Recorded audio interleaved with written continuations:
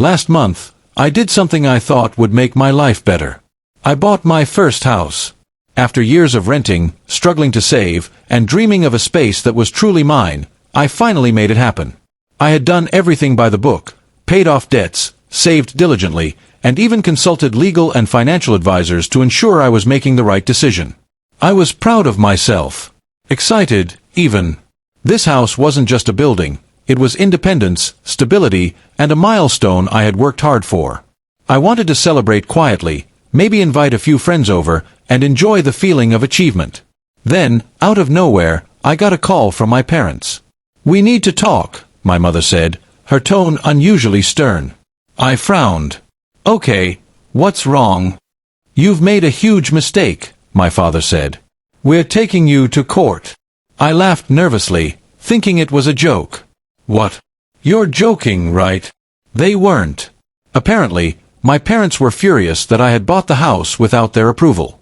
They claimed it interfered with some family financial plans they had, even though I had used my own money and had never relied on them for a cent. They argued that the property legally belonged to the family, or at least, that I had no right to make this decision independently. I couldn't believe it.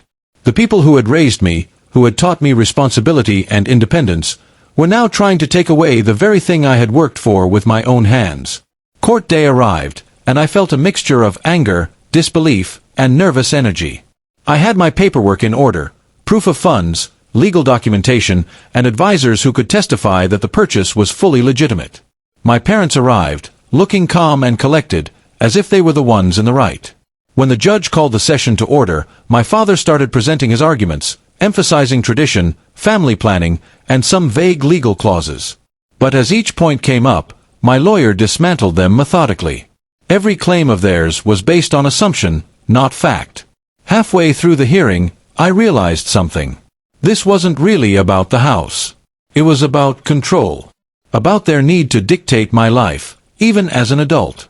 About their inability to accept that I could make a major decision for myself, succeed on my own, and establish independence without consulting them. That realization steeled me. I spoke calmly, clearly, and confidently. "Your Honor," I said, "I respect my parents, but this house was purchased with my own money, through legal means. It represents my independence and my hard work. While I value family, this decision is mine alone, and I ask the court to recognize that." By the end of the hearing, the judge ruled entirely in my favor. The house was legally and fully mine. My parents' arguments, based on feelings and outdated assumptions, carried no weight in court. I felt a surge of relief, pride, and, most unexpectedly, freedom. Driving home afterward, I reflected on the absurdity and gravity of the situation. My parents had actually taken me to court over a house I bought with my own money. The experience was surreal, painful, and eye-opening all at once. In the weeks that followed, the tension with my parents lingered. They were angry, disappointed, and even distant.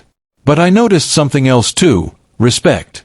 They had seen me stand my ground, defend my choices, and win.